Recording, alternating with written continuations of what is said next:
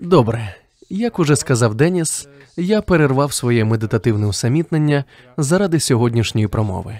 Усамітнення мало закінчитися завтра ввечері, тож природно, що мої думки обертаються саме навколо промов щодо медитації. Одну з таких промов у дещо переробленому вигляді я й обрав для сьогоднішнього виступу.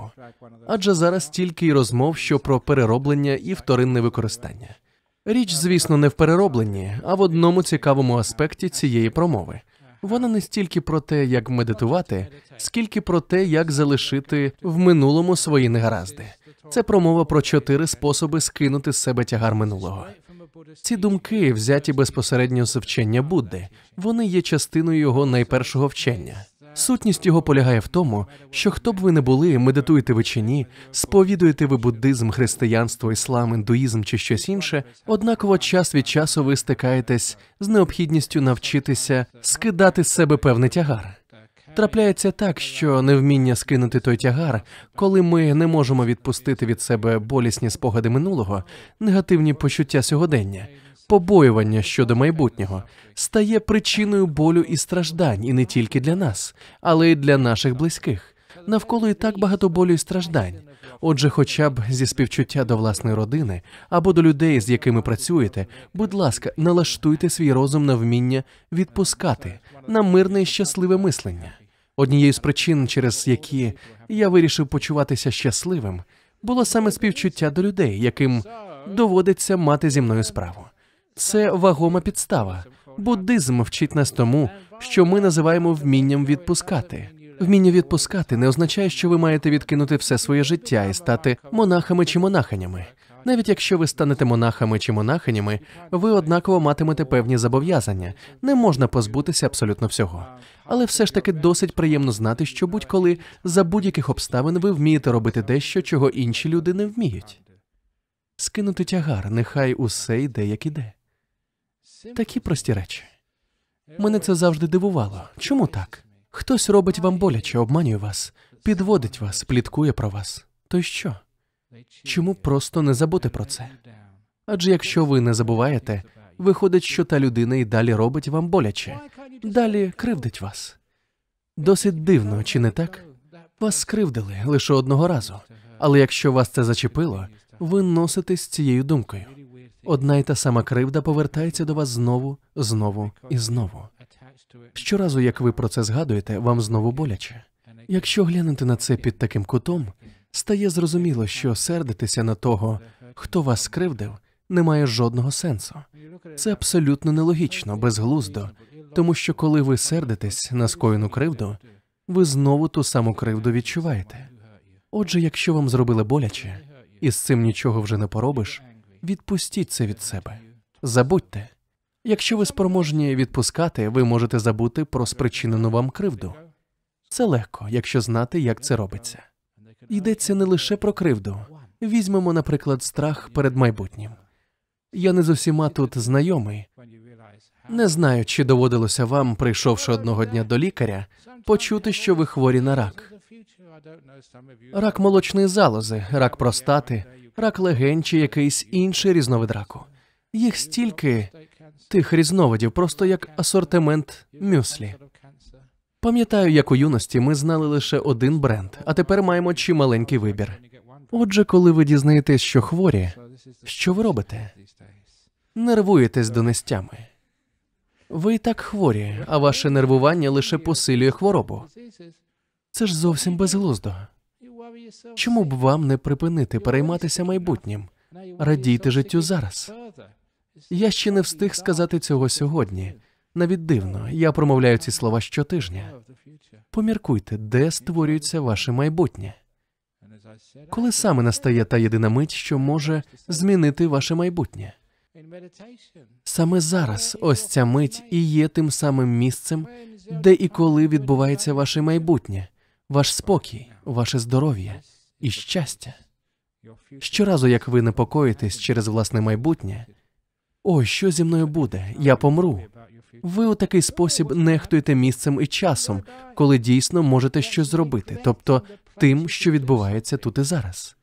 Якщо вам вдасться заспокоїтись, поводитися по-доброму, чемно, якщо ви зможете відпустити як минуле, так і майбутнє, і жити днем сьогоднішнім, ви перетворитесь на здорову, щасливу, успішну людину. З вами погано обійшлися? Нехай собі. Чому б я мав дозволяти комусь контролювати моє щастя? Як каже моє улюблене прислів'я, знаєте, ви отримуєте календарі. Раніше отримували, бо вони в нас закінчились. Щороку буддийська спільнота випускає календар, намагається додати в нього висловлювання Аджана Брама, але моє улюблене прислів'я туди чомусь ніколи не потрапляє. Ось воно. Навіщо прагнути помсти, якщо ви знаєте, що карма все одно дістане всіх покидьків? Не знаю, чому це ніколи не потрапляє до того календаря. Хороше прислів'я, чи не так? Не треба нічого робити, карма розбереться. Не турбуйтесь, скиньте з себе тягар. Проблема в тому, що хоча ми й розуміємо, що скидати тягар потрібно, що це розумно і правильно, ми не знаємо, як саме це робити.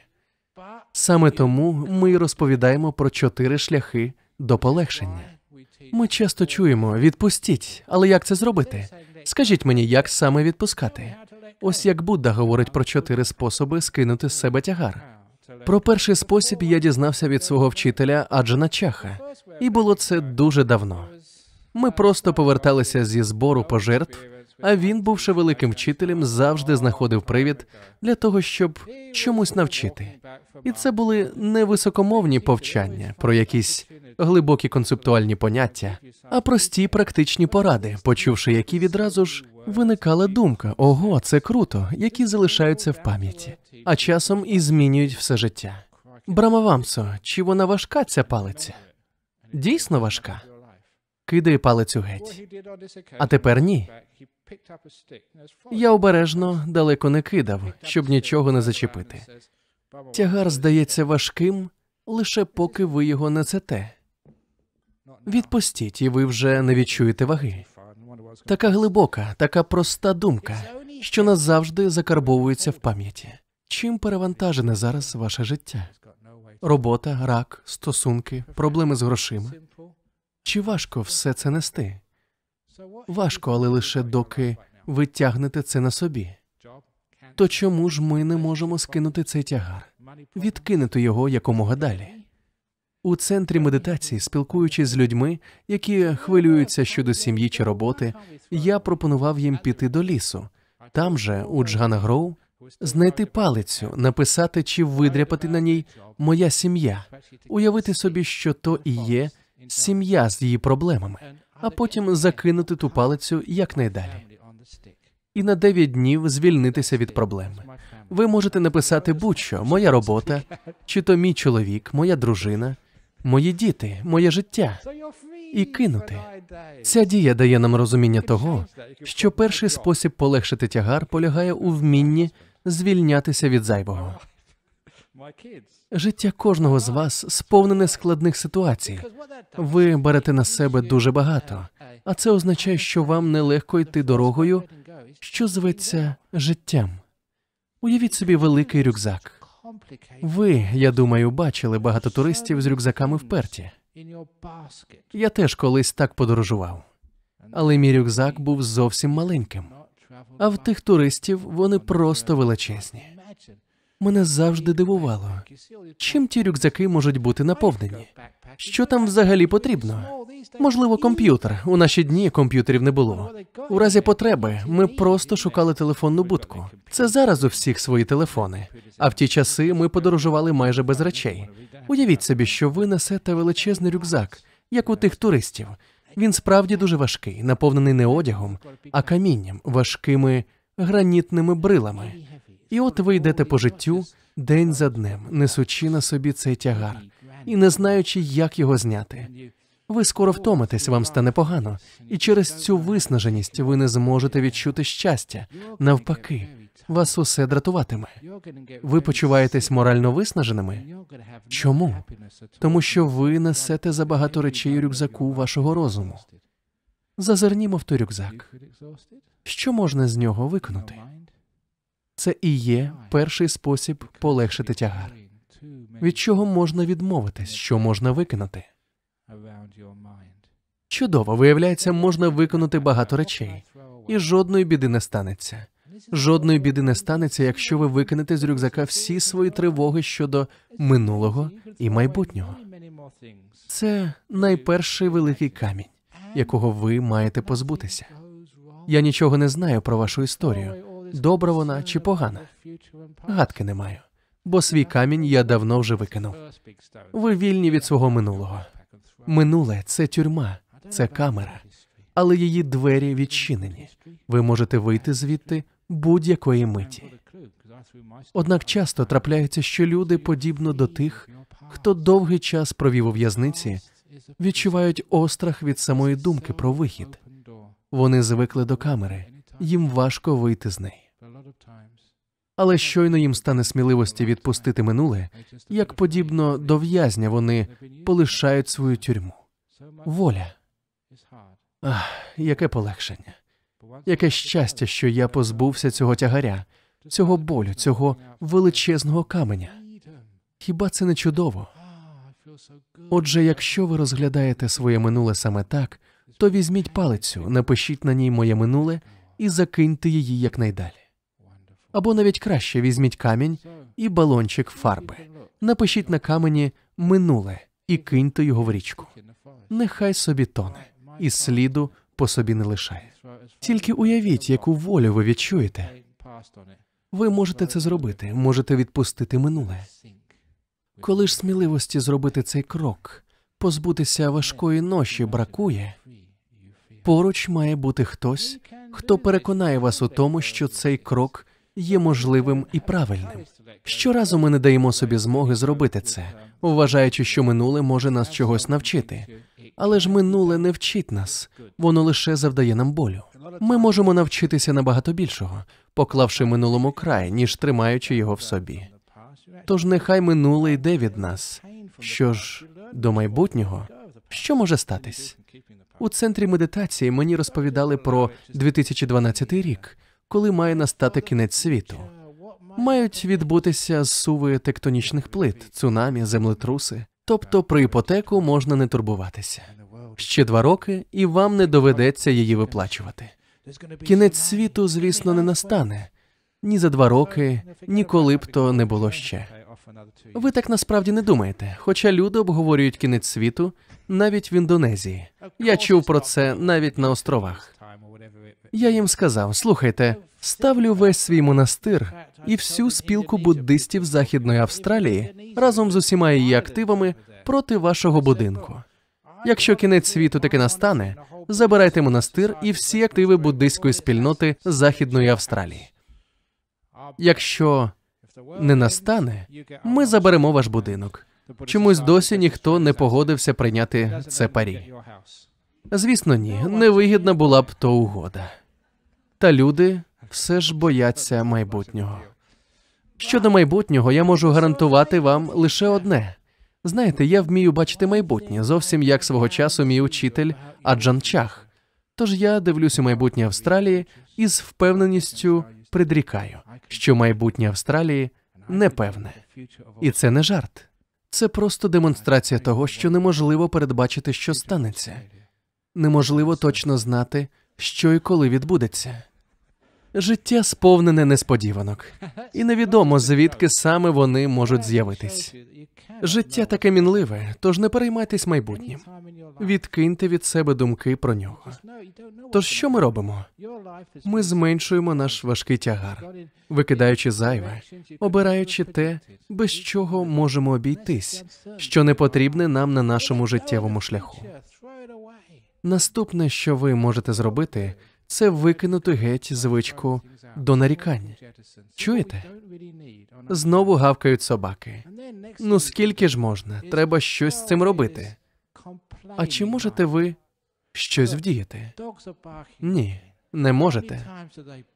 Ви ж знаєте, це те, що зазвичай роблять собаки. Це закладено в їх природі. То припиніть нарікати. Усе. Я це сказав. Песики, можете замовкнути. Так само з вашим чоловіком. Інколи виникає потреба звільнитись і від нього. Адже те, що він робить, закладено в його природі. Так само з дружиною. Так само з дітьми. Мені часто доводиться подорожувати літаками. Я облетів всю Індонезію, і щоразу на борту є діти. Ля-ля-ля.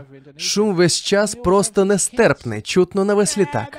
Інколи хочеться просто відчинити двері і викинути їх. Але не можу, бо я милосердний монах. Тож замість того, щоб викинути ту верескливу дитину, викиньте за вікно свої нарікання, припиніть скаржитись, нехай собі верещать.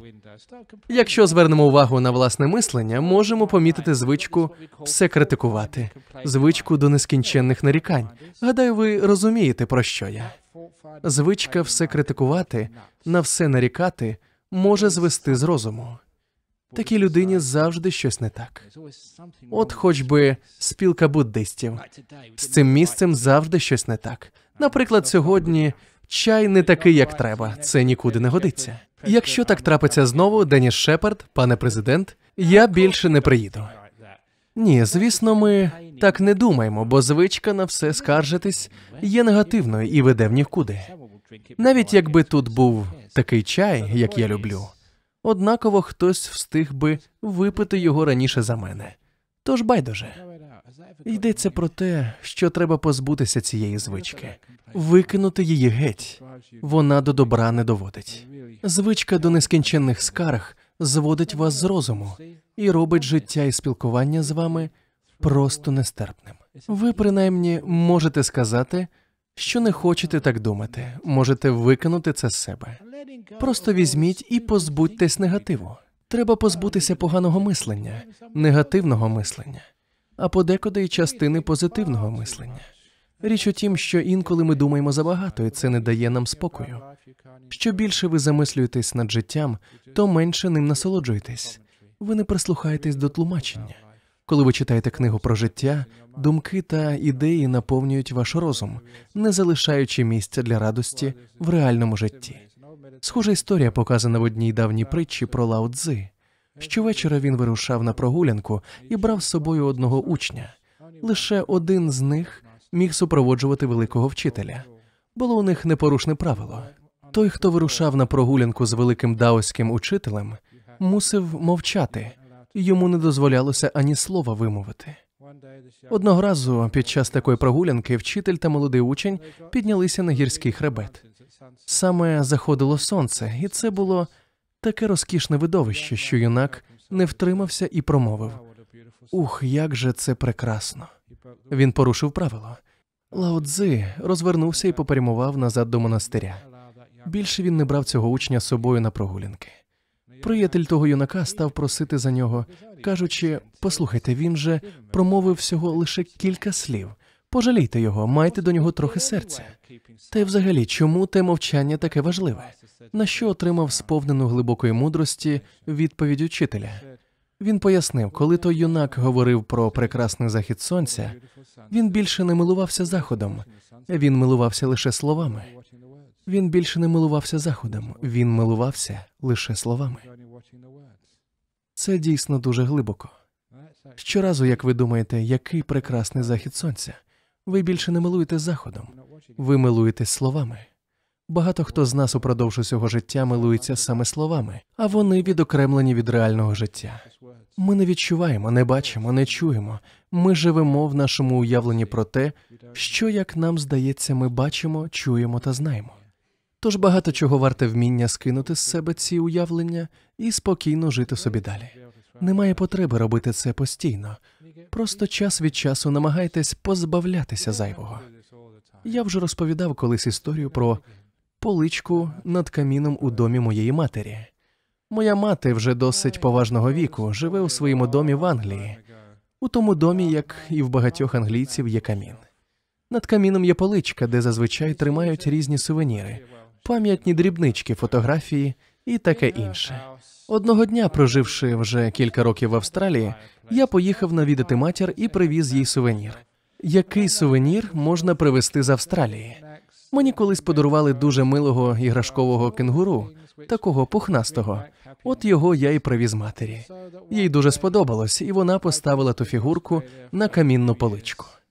У наступну поїздку я привіз їй фігурку коали і знову почув: «Ой, як гарно! Щоразу, як дивлюсь на них, згадую тебе в Австралії».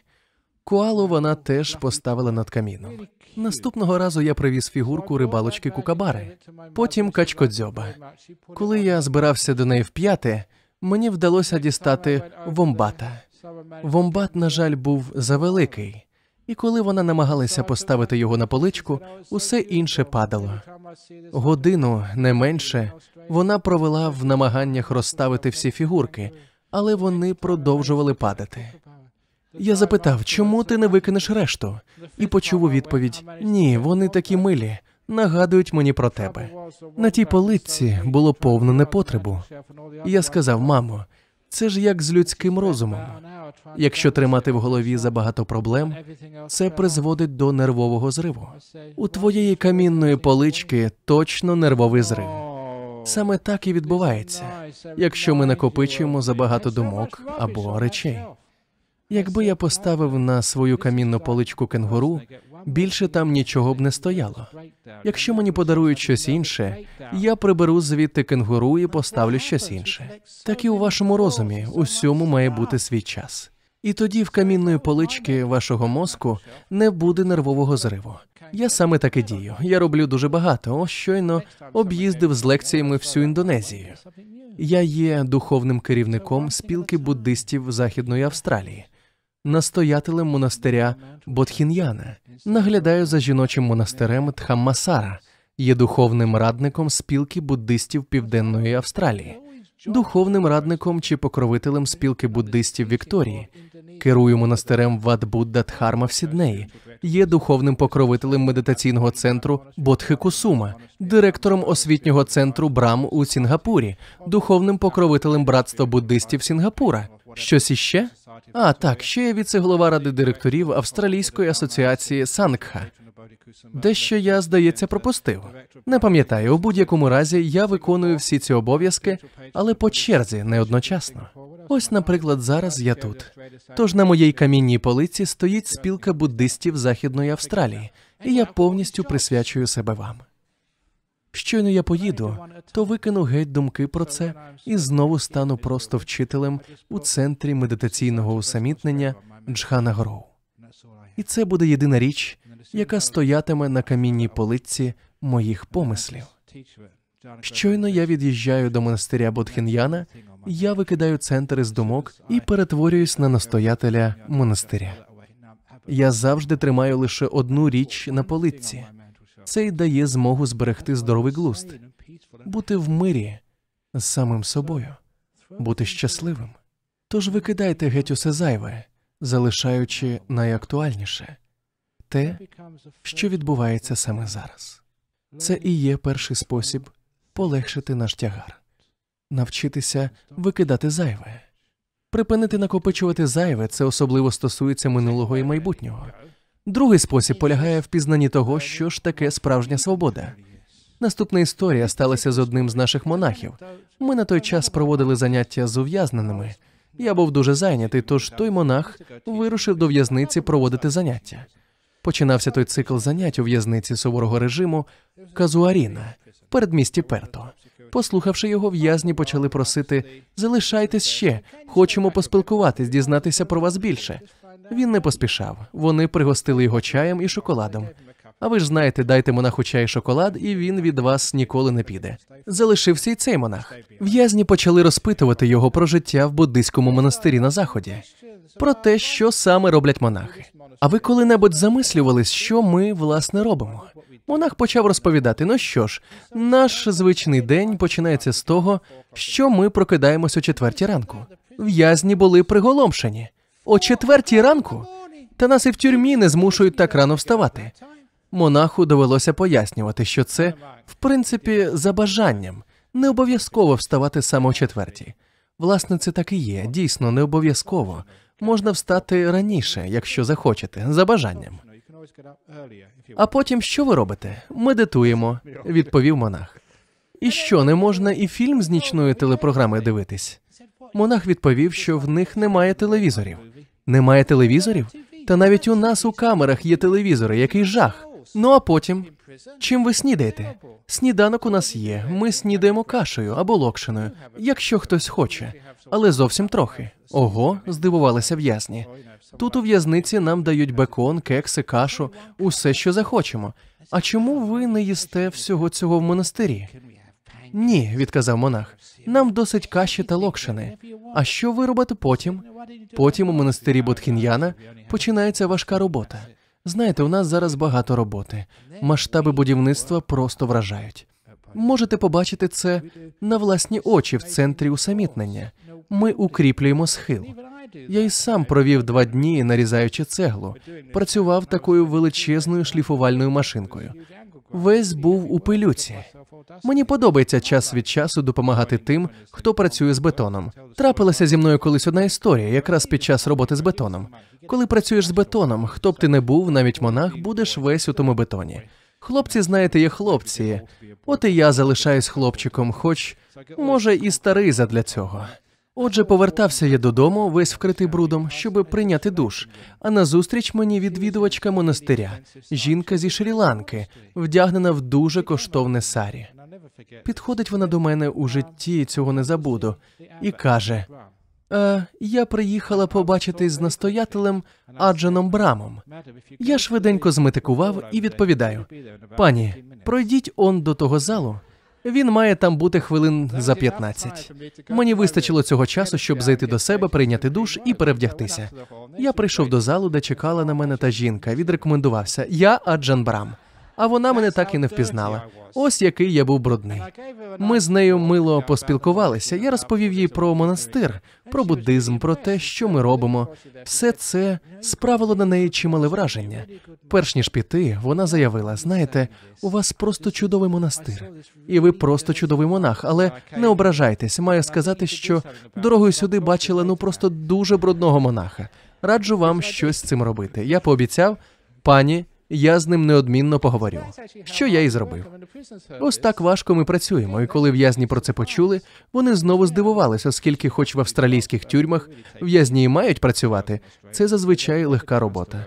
Нас ніколи не змушують працювати так важко, казали вони і питали: а потім ви обідаєте? Так, ми обідаємо. Ті з вас, хто бував у нашому монастирі, знають, що ми їмо з великої чаші. Усі блюда опиняються в одній великій чаші. Інколи, щоправда, трапляється, що карі опиняється на спагетті. Тобто ні, вибачте, не карі, крем. Крем на спагетті. Ви коли-небудь куштували спагетті із заварним кремом? Чого ви фукаєте? Не могли ви такого куштувати, але ви маєте рацію, то жах. Буває і спагетті з кремом, а якось мені поталанило їсти карі з морозивом. Шоколадним морозивом. Ото вже точно гидота. Це тому, що ви кладете їжу в чашу, яку несу я, як старший монах. Потім я передаю її комусь іншому, по черзі. Ті, хто несе чашу після мене, можуть бути необережні, можуть тряхнути її, і тоді все перемішується, але то таке. В'язні почали говорити, що в тюрмі, навіть до окремої камери, їм приносять їжу на тацях, де все окремо. Крем ось тут, а спагетті он там. А що, ваші чаші не мають окремих відділень? Погляньте на наші чаші. Немає там жодних відділень. Це ж одна чаша. Це огидно, заявили вони. А що ж ви робите по обіді? Ми медитуємо. Ну, а там музику послухати, у футбол поганяти? Нам не можна грати у футбол. Ми медитуємо всю другу половину дня. А вам не стає нудно? Ні. Ми не нудьгуємо. Це ж наша справа.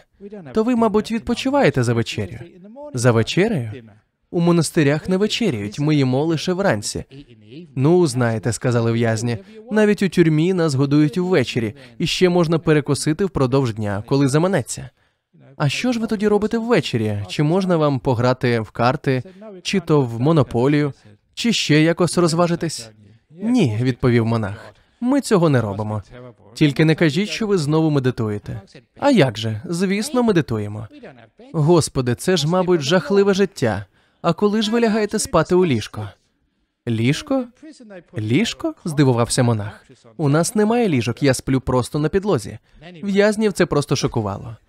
Адже навіть у в'язницях в них були койки з матрацами, на відміну від монастирів, де всі, і я теж, сплять на підлозі. Отже, в'язні були вельми здивовані. І не просто здивовані, їм стало шкода бідолашних монахів. І уявіть собі, один з них так розхвилювався за того монаха, що приїхав до них, а сам, виявляється, живе в таких жахливих умовах, що вигукнув: «Ну і кошмар той ваш монастир. Кидайте його і приєднуйтесь до нас». І справді, щось у тому є. В'язниці в Західній Австралії дійсно значно комфортніші за монастир Бодхін'яна, чи навіть жіночий монастир Дхаммасара. То чому ж люди намагаються вийти з в'язниці і потрапити до нашого монастиря? У нас там цілі черги з охочих. Це змусило мене замислитись. А в чому ж, власне кажучи, різниця між нашим монастирем і тюрмою? Тюрма значно комфортніша, у монастирі правила набагато суворіші. То в чому ж різниця? Єдине, чим відрізняється монастир, це тим, що люди хочуть тут бути. У тюрмі, якою б комфортною вона не була, ніхто бути не хоче. У тому й полягає відмінність. Звідси робимо висновок, що багато речей у житті є, власне, в'язницями. Я бачив багато в'язниць, тих, що створював сам для себе, і тих, що створювали для себе інші. Будь-яке місце, де ви не хочете бути, це в'язниця. Якщо вам не подобається сьогоднішня промова, ви чекаєте, коли ж вона нарешті скінчиться, то цей зал – в'язниця, тому що ви не бажаєте тут бути. Якщо вам не подобаються ваші взаємини, вони є в'язницею, тому що ви не бажаєте їх продовжувати. Якщо ви не отримуєте задоволення від роботи, це також в'язниця. Якщо ви хворі, навіть ваше власне тіло стає в'язницею.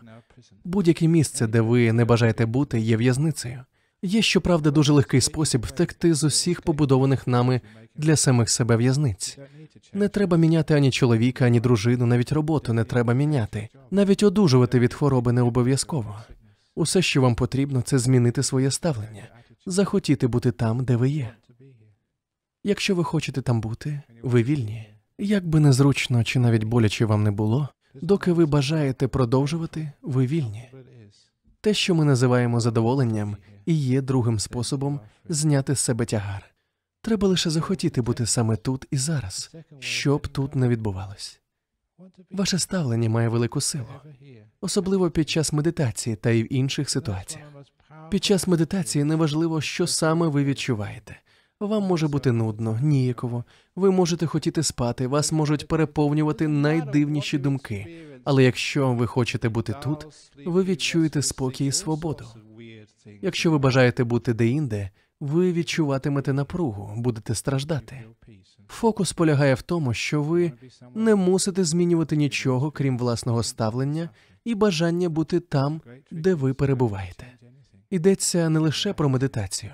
Це стосується і інших життєвих моментів. Якщо ви, наприклад, застрягли в заторі, то вибору у вас немає.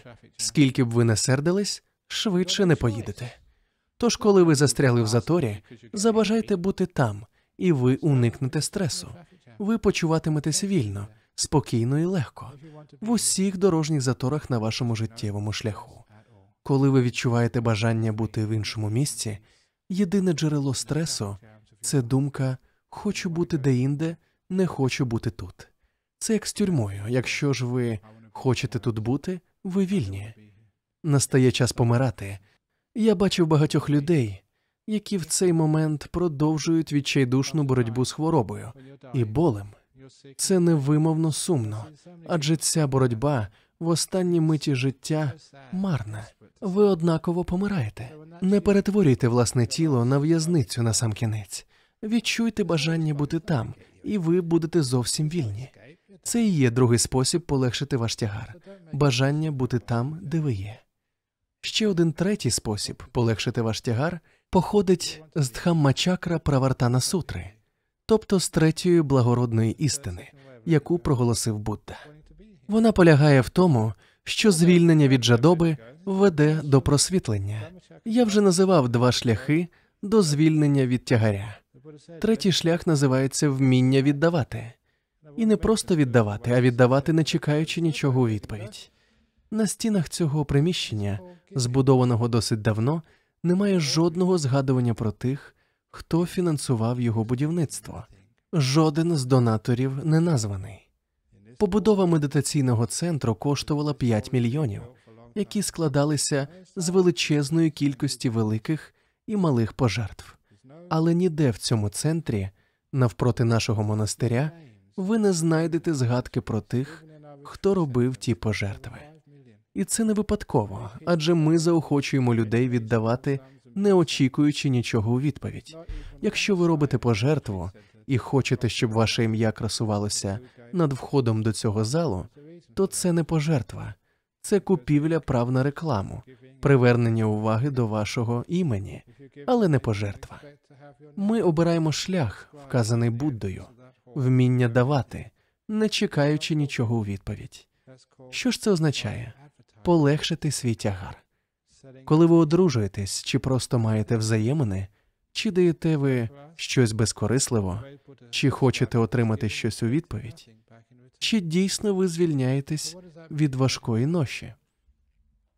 Часто ми очікуємо дуже багато у відповідь, і це стає причиною страждань, тому що наші очікування не здійснюються. Якщо придивитись, може виявитись, що більша частина вашого життя складається з розчарувань, з того, що не збулося, з ваших обіцянок самим собі, зроблених у юності, з того, що ви чекали від життя. А чи багато з того отримали? Найімовірніше, небагато. Коли ви одружуєтесь, знаходите роботу, розпочинаєте працювати, вирушаєте в подорож, ви стільки всього очікуєте, і що більше ви очікуєте, то менше ви радієте реальності, тій довгій подорожі, що зветься коханням або життям. Якщо ви не очікуєте від взаємин нічого, повірте, ви не счуєтесь, як здійсниться те, про що ви й не мріяли. Навіть коли йдеться про медитацію, ті, хто хоче щось від цього отримати, і є причиною всіх проблем. Якщо ви ставите собі за мету просвітлення, спокій, одужання від раку, якщо ви медитуєте лише заради цього, спокій до вас ніколи не прийде.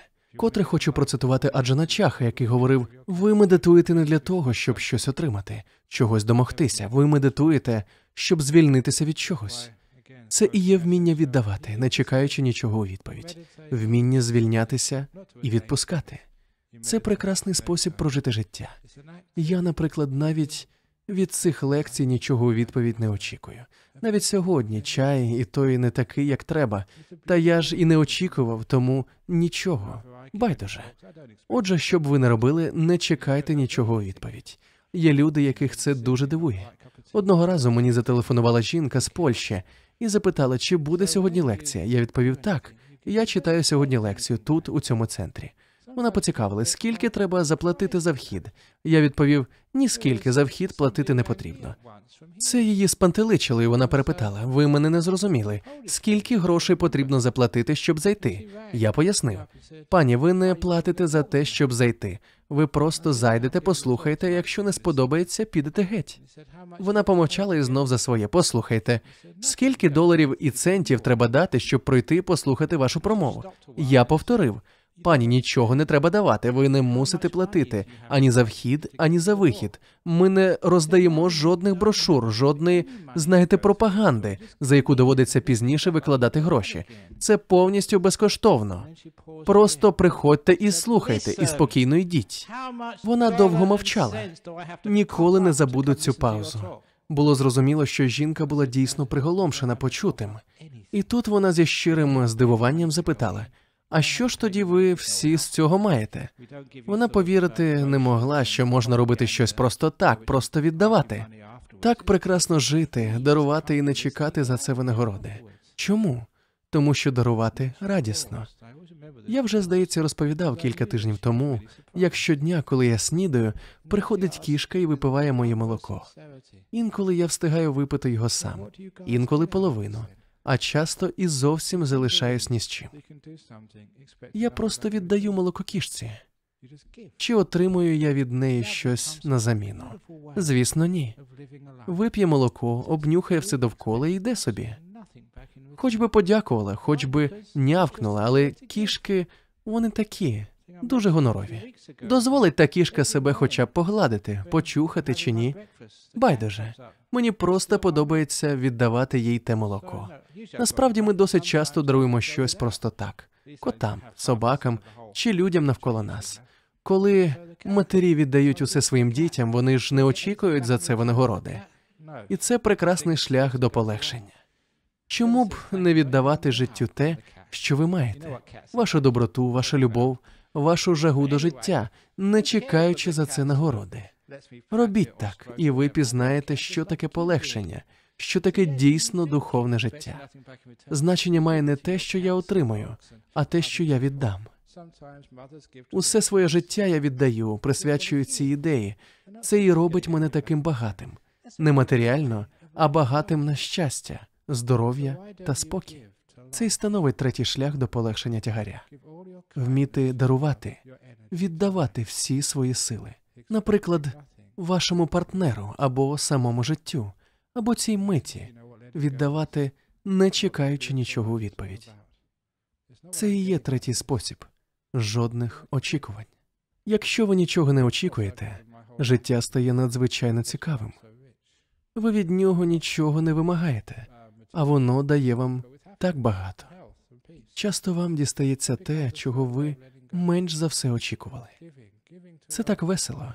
Не розраховувати на щось, а отримувати його як несподіваний подарунок. Як чудово, а я й не чекав на таке. Так у вашому житті з'являється більше радості. Що ж до четвертого шляху, то він називається «вкрити свій розум тефлоном, щоб нічого не прилипало». Ось я зараз ділюсь з вами прекрасним досвідом. Не намагайтесь записати чи запам'ятати кожне слово з тим, щоб діяти так самим у майбутньому і стати кращою людиною. Немає потреби запам'ятовувати. Усе це і так залишиться у вашій пам'яті. Не намагайтесь накопичувати речі, не дозволяйте їм прилипати до вас. У вас є ця прекрасна мить, радійте їй, знаючи, що вона минає, і будьте готові зустріти наступну мить. Потім відпустіть і наступну мить також, і всі радості і біди, які зустрінуться вам на шляху, не прилипнуть до вас. Тобто ви будете вільні зустріти наступну мить, не даючи змоги тій миті, що вже минула, вплинути на майбутню. Пливіть за течією, не збираючи спогади, не чекаючи нічого від майбутнього. Якщо хтось вас образить, нехай ці слова пройдуть крізь вас, не залишаючи сліду. Як я завжди кажу, навіщо людині два вуха? Для того, щоб помічали, в одне влітає, з іншого вилітає. Отже, ми не мусимо нічого тримати в собі. Навіть щасливі моменти життя, не треба тримати їх в пам'яті. З ними треба бути обережними, адже згадуючи щасливі моменти, ви будете чекати чогось від майбутнього, або порівнювати теперішнє з минулим, і це заважатиме вам радіти наступній миті. То як ще відпустити минуле? Усі його радості і біди, щоб ані до вашого розуму, ані до тіла, ані до життя загалом нічого не липло, щоб ви завжди могли радіти прийдешньому, бути вільним від минулого, вільними саме зараз. Це особливо стосується того, що ми знаємо і розуміємо. Інколи отримані нами знання настільки прилипають до нашого розуму, що це робить нас самовпевненими. Заважає як слід розгледіти реальну теперішню мить. Люди, які знають забагато, не спроможні зрозуміти істину дня сьогоднішнього. Саме тому мені дуже до вподоби висловлювання, яке звучить так: «Ніколи не дозволяйте знанням стояти між вами та істиною». Ніколи не дозволяйте знанням стояти між вами та істиною. Знання – це все, про що ви дізналися раніше. Це те, чого ви очікуєте.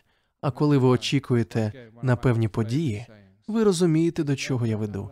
Це стає на заваді вашій здатності бачити істину і винятковість у тому, що відбувається саме зараз. Так, отримавши забагато інформації про буддизм, люди, проте часто неспроможні зрозуміти його сутність, неспроможні зрозуміти істину в тому, що відбувається навколо них зараз. Вони неспроможні примиритись з сьогоденням, не можуть почуватися вільними і по-справжньому щасливими, хоч що б відбувалось у їхньому житті. Чому? Тому що вони дозволили знанням стати між ними та істиною. Пам'ятайте, знання – це лише дорожні знаки, які вказують напрямок, а не справжнє місце, куди ви прямуєте. Останнє порівняння не нове, але дійсно чудове. Щоб краще пояснити вам, що я маю на увазі під словами «стояти між вами та істиною», я розповім історію про професора філософії. Це сталося тут, у Перті. Так, На прикладі того професора ми побачимо, що практичний досвід має велике значення. Так?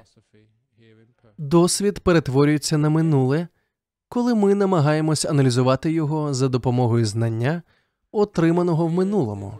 Тобто, якщо ви порівнюєте свій досвід з вашим минулим, воно стає рамками, які обмежують ваш досвід. Навіть слова можуть стати на заваді сприйняттю істини. Саме тому під час медитації ми вчимося мовчати, відчувати і знати. Врешті так ми і пізнаємо істину, як це відчув на собі той учень Лао Цзи. Заговоривши, він уже не бачив заходу сонця, він бачив лише слова. Великий даоський вчитель дуже добре це пояснив, сказавши, що той, хто прагне милуватися заходом сонця, мусить уникати слів, описів, адже слова є перепоною для істини. Добре, повертаємося до професора. Був собі професор, який викладав філософію в університеті. Взагалі в історіях, які розповідають буддисти, професори філософії завжди погані. Тож, якщо тут присутні професори філософії, прошу пробачення. Це просто традиція. Той професор, почувши, що в Перті відкриється новий 5-зірковий ресторан, вирішив навідатися туди, покуштувати, як же там готують. Отже, він зателефонував до ресторану, щоб домовитися про час. Виявилось, що охочих було так багато, доведеться чекати 2 місяці, щоб потрапити до ресторану. Попри це, він усе ж таки замовив столик і 2 місяці по тому прийшов до ресторану. У нього, звісно, попросили документ, щоб пересвідчитись, що він зробив замовлення. Усе перевірили, усе було вірно. Отже, він увійшов, метрдотель провів його до замовленого столика, вельми елегантний офіціант приніс йому меню. Меню було надруковане золотими каліграфічними літерами на цупких аркушах. Воно саме собою було витвором мистецтва, як і належить меню дорогого ресторану. Це вам не забігайлівка яка-небудь, а класичний 5-зірковий ресторан. Отже, професор проглянув меню, з'їв те меню, розплатився і пішов. Річ у тім, що професор не розумів різниці між меню та їжею. Зрозуміли? Можна сказати, що меню – це наші знання, а їжа, яку ми насправді їмо – це наш практичний досвід. Тому я й кажу, не дозволяйте знанням стояти між вами та істиною. Мусимо звільнитися від цього, адже так часто чуємо, але ж Будда сказав, Ісус сказав, експерти стверджують, уряд заявляє. І що з цього? Цікаво знати ці ствердження, бачити напрямок, який вони вказують, але зрозуміти їхню справжню сутність можна лише через досвід. Мати розум, критий тефлоном, просто прекрасно, тому що такий розум є неупередженим. Він сприймає навколишній світ таким, який він є, а не таким, як стверджує хтось інший. Навчитися бути вільними від упередженості – це теж спосіб полегшити тягар. Такі дрібниці. Я вже розповідав відвідувачам центру медитації про те, як прожив 9 років на північному сході Таїланду. То була місцевість, яку оминула західна культура. Навколишні країни були повністю колонізовані, а Таїланду вдалося уникнути цієї долі. Коли вихідці із Заходу приїздили в Таїланд, вони потрапляли до Бангкоку або до Чангмай. Але в тій частині Таїланду, де жив я, не було нікого. І це не перебільшення. Я бував у кількох поселеннях тієї місцевості.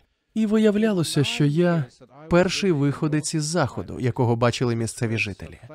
Одного разу, збираючи вранці пожертви, ми потрапили до селища, жителі якого ніколи раніше не бачили білої людини. Вони клали їжу в чашу, яку я ніс, велику чашу, але їжа весь час падала на землю собакам на радість, бо люди дивилися не на чашу, а на мене. Я був першим приїжджим із Заходу, якого вони бачили. З іншого боку, завдяки такій ізольованості, місцева самобутня культура не зазнала західного впливу. Було дійсно захопливо спостерігати її, що називається, зсередини. Річ у тім, що я монах, А монах не є відвідувачем. Він має певне місце в соціальній ієрархії, десь посередині цієї ієрархії. Тобто до мене ставилися не як до чужинця, а як до місцевого. А отже я певною мірою мав стати місцевим, сприймати все з точки зору місцевого. Дещо з побаченого було повною несподіванкою. Як я вже розповідав, у центрі медитації при монастирі, де я перебував, було місце для кремації. Жителі селищ, розташованих неподалік, використовували це місце для проведення похоронних церемоній. Ми проводили церемонії, бачили всіх місцевих жителів, які приносили туди своїх покійників. Ми співали гімни і проводили служби. Це відбувалося впродовж усієї другої половини дня, ввечері, і продовжувалося наступного дня. Що мене дивувало, так це відсутність проявів скорботи. Вони не те, що не плакали за померлим, вони навіть не сумували. І це був не той випадок, коли люди приховують своє горе. Адже я бачив їх щодня, вони не тамували печаль, просто в їхній культурі не було місця горю. Мене це дійсно шокувало. А я прожив там 9 років, це вам не коротенький візит.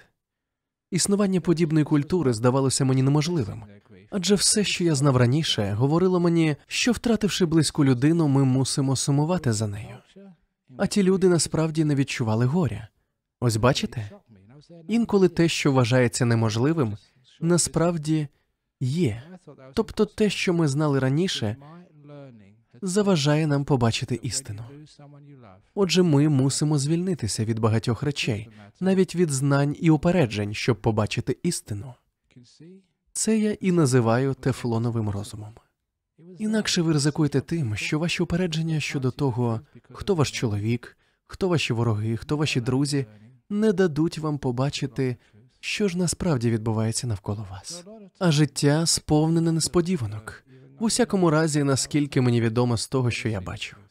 Візьмемо, наприклад, мою поїздку Індонезією, місцевістю, де, як кажуть, повно мусульманських терористів, як от ті смертники з Балі. Але я там чудово проводив час з мусульманами. Вони приходили на всі мої промови.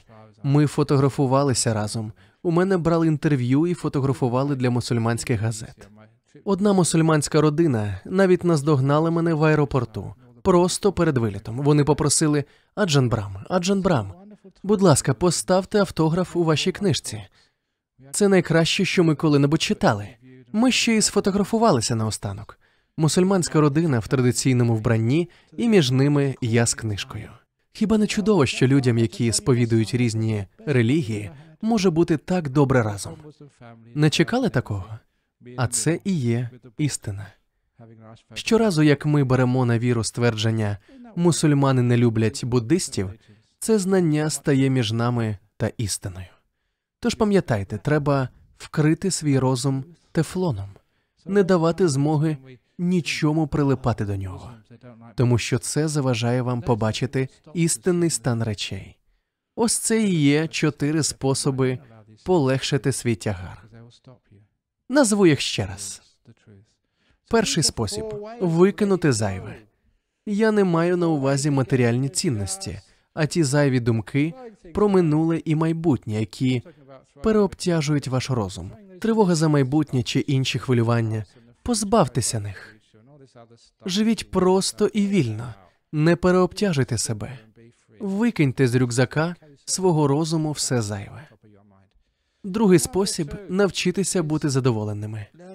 Чудово мати мобільні телефони, чи не так? Тож будьте задоволені тим, що вони дзвонять. Вони однаково будуть інколи невчасно дзвонити. Так уже ж воно є. Будьте цим задоволені. До речі, дуже приємна мелодія. Дякую. Монахам не часто доводиться чути музику. Нам це не дозволено, тож вельми вдячний. Тож, хоч що б сталося, радійте тому. Третій спосіб, хоч що б ви робили, не чекайте нічого у відповідь. Ось я не чекаю на вдячність, не чекаю нічого за цю промову. Сподобалося вам чи ні, то ваші проблеми. Я свою роботу виконав, лекцію прочитав і нічого за це не очікую. Я роблю це, тому що я люблю віддавати, люблю вчити, люблю служити, люблю робити добрі справи тепер і надалі. У цьому я бачу радість життя. Тож дякую за можливість вас повчити. Це все, що мені потрібно. Жодної винагороди. І це прекрасно, бо не маючи очікувань, людина почувається вільною. І останнє. Вкрийте свій розум тефлоном, щоб нічого не прилипало. Не тримайте нічого, особливо думок. Навіть знання, будьте вільні. Навчившись цього, ви зрозумієте, що означає зняти із себе тягар.